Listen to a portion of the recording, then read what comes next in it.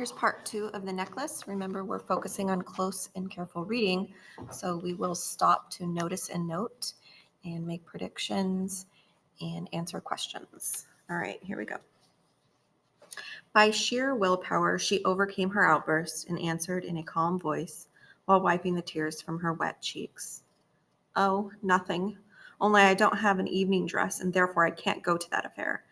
Give the card to some friend at the office whose wife can dress better than I can.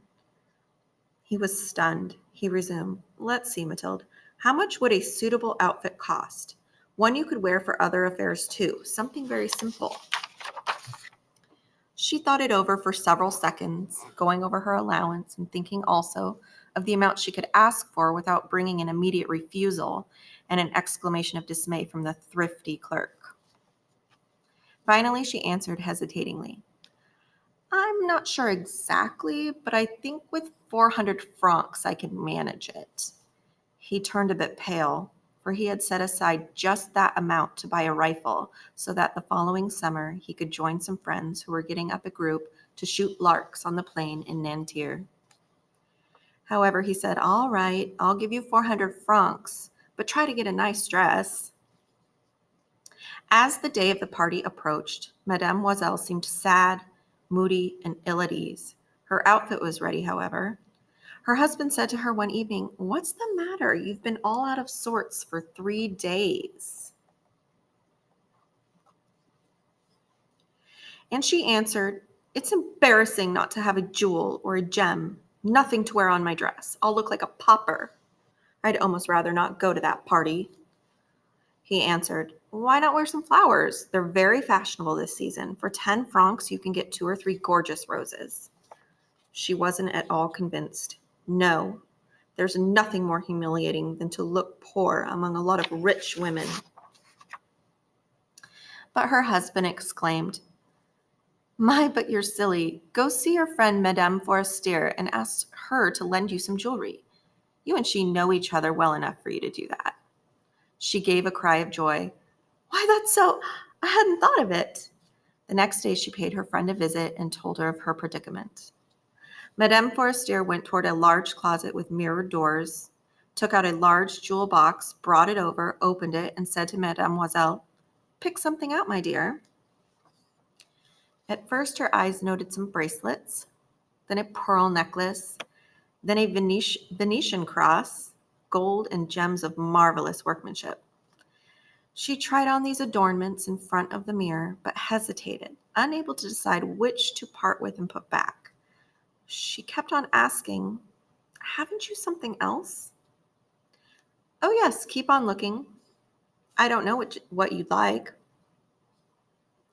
All at once she found in a black satin box a superb diamond necklace.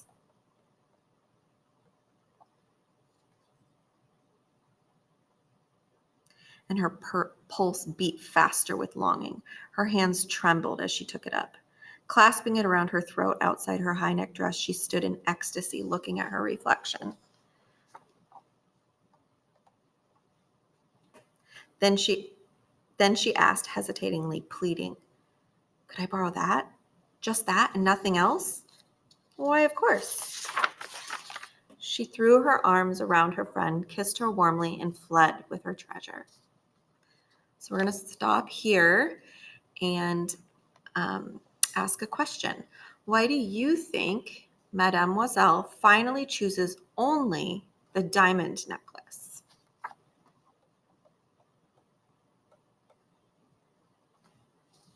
The day of the party arrived. Mademoiselle was a sensation. She was the prettiest one there, fashionable, gracious, smiling, and wild with joy. All the men turned to look at her, asked who she was, begged to be introduced. All the cabinet officials wanted to waltz with her. The minister took notice of her. She danced madly, wildly, drunk with pleasure, giving no thought to anything in the triumph of her beauty, the pride of her success, and a kind of happy cloud composed of all the adulation, of all the admiring glances, of all the awakened longings, of a sense of complete victory that is so sweet to a woman's heart. She left around 4 o'clock in the morning. Her husband, since midnight, had been dozing in a small empty sitting room with 3 other gentlemen whose wives were having too good a time to leave. He threw her over his shoulders the wraps he had brought for going home, modest garments of everyday life whose shabbiness clashed with the stylishness of her evening clothes. She felt this and longed to escape, unseen by the other women who were draped in expensive furs.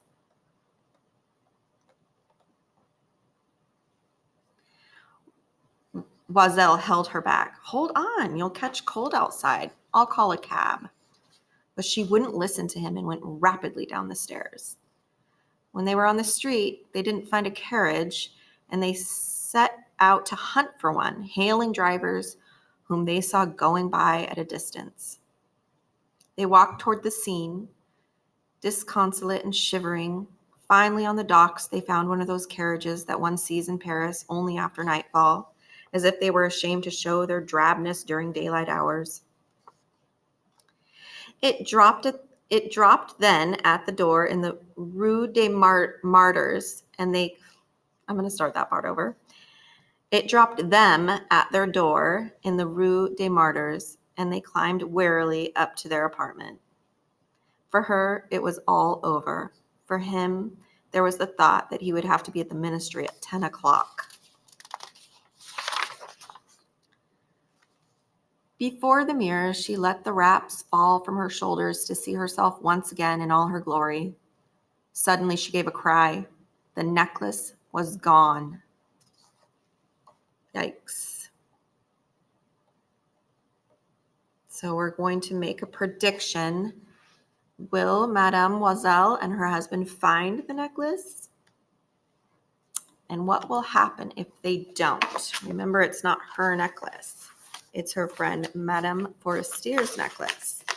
So we need to make a prediction. What will happen if they don't find it? Will they find it? What do you think is going to happen? Without moving forward, make a prediction.